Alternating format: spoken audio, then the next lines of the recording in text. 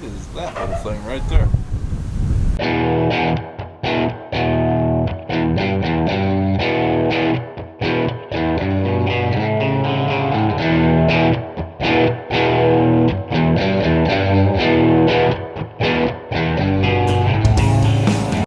Well, good morning, folks. Heading over to the farm. It's rained last night. It's rained every day for the last week. But we're going to work on Dad's sprayer a little bit.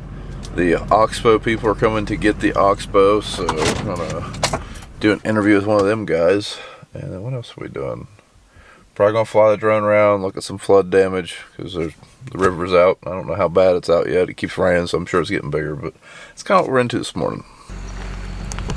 So Hi Cat is still working on Dad's combine. We do a PMI on the machines every other year. Dad's had a few parts come back, had to put some cylinder bars on it and a few other things. So getting it ready for wheat, but I mean, all this water standing here says we're not doing wheat anytime soon. Hopefully in this next week, but man, it's wet. Like I said, they are taking that thing today. It sucks because it rained like every day that thing was here almost, but oh well, we did get a spray one whole day with it. I think Dad sprayed around 700 or 800 acres with it, so he should have a pretty decent opinion for him. But had it not rained, we probably would have sprayed all of our beans with it too. 81. This is 181. 3 inches more. Okay. It looks longer for some reason. Yeah. It's a lot longer. Look, yeah, 3 inches. Alright guys, we just filmed a walk around video for the sprayer. I'll put a card to that video right now. We'll go check it out. It's a pretty good overview of what the sprayer has and all the options and that kind of stuff. Right now we got to rinse the booms out. As like I said, this sprayer is going on to another demo, so I'm going to fill that up, and then Dad and I are going to put some cameras in his sprayer. See if we can help the Ohio Ag guys with the combine in it. And it looks like we're going to get rained on. Hasn't rained for like 6 hours.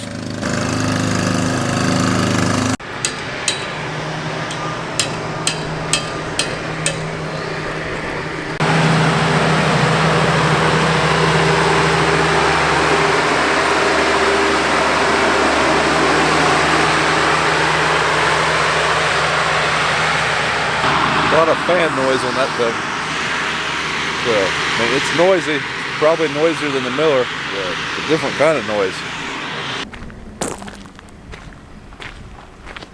Well, our tech from Farmer's Edge is here. He's going to help us transfer some data out of the sprayer so we can get that into our computer program. But that's one nice thing I like about Farmer's Edge. I don't know how to do that, and they're going to help us do that. I don't think it's very hard. We just don't have much experience with it yet. I think one of the bearings is out. Yeah. With this case planner, it has 4 sections. Each section has its own drive. Well, if you missed that last video, this section quit planning on it. So now we've got to try to figure out why. Each unit has a sprocket on it on the drive shaft for that section that turns, and that's what drives the planner. We think we probably have one of those sprockets, the bearings are out in it or something along those lines. My problem is there's was there 7 or 8 on each unit or each section, and if it's not one of the outside ones, this is going to be a really fun job full of working words. It wobbles. Huh? It's got some wobble to it. I bet they all got wobbles to the prime, but it don't seem bad. Alright, it looks like the one that is bad, the sprocket that we think is bad, is this one up here. But it's 3rd or 4th unit in, so we've got to slide that shaft all the way out this way so we can get to that unit and replace it, and hopefully that fixes it. How well is that working? What do you think?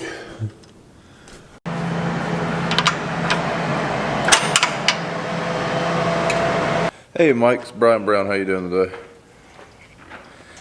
Hey, need some planter parts for a 1240 planter. Number is 413712 A1. You don't have it? Alright, thanks. Tuesday. Tuesday. Couple working words there. Alright, it's pretty windy. I was going to take the drone, fly down through the bottom, see how much water we got in the fields, but I think it's too windy to do that right now. In fact, I just about had the camera blow off the sprayer step. But right now, I've got to change shirts. Because we are installing a Dakota Micro product on Dad's sprayer. Now, one thing I do want to mention about Dakota Micro, or I usually just call them ag cams because they make ag cams. The way I came into this relationship with them, it's one of the things I like about it. I was already interested in their product. I was actually calling the manufacturer about a question I had before I purchased one of their cameras.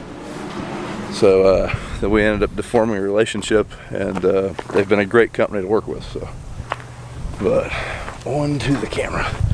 Dad actually started installing it already, I believe. So it's no longer in the box, unfortunately. I gave him a box full of goodies, and he just couldn't resist.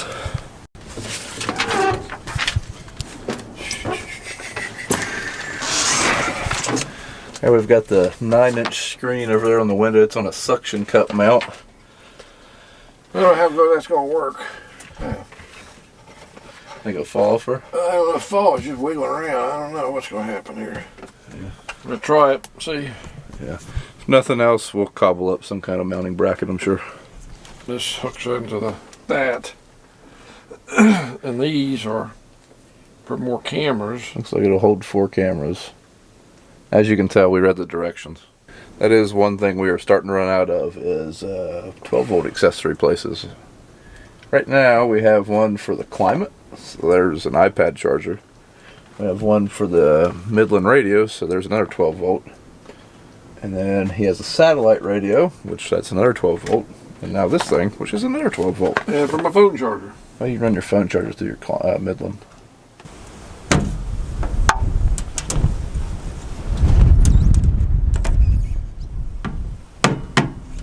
Heck, that's all fiberglass. Fiberglass. You gotta put it right there. Get right there.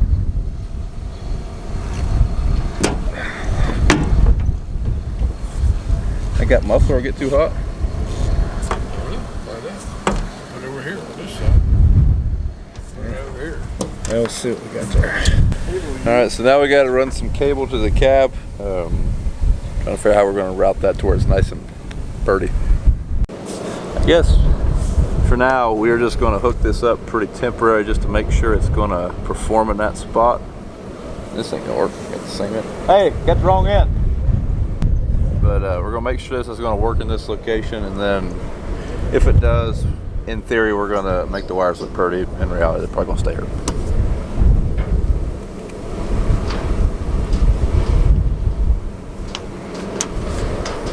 Does it say which one's number 1? Yeah, they're marked right. There's a notch that it lines up in. Okay, you plug this into this here.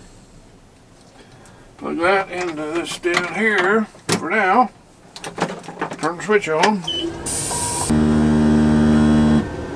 There we are. Is that where you want it? Looks good. I don't know if you can point it down a little more, see what happens. Just go back and tilt it down a little and see what happens.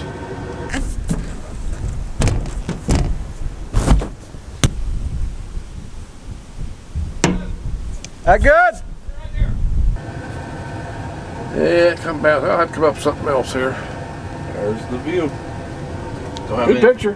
Don't have any excuses if you back into anything now. Like I said, till we make sure that that exhaust isn't going to cause any problems with the cable. I know the camera will be fine. If you don't know, Dakota Micros are pretty indestructible, which is one of the reasons why we chose them. Here, corner of that. Tight. Come up along the frame.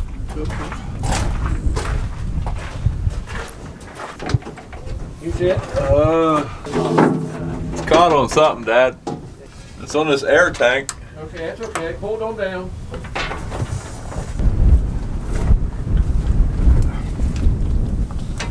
Looks like a rubber hole went well.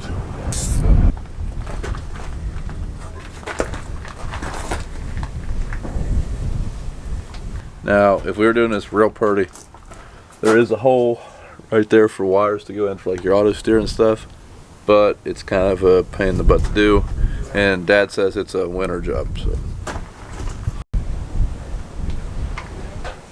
Keep going.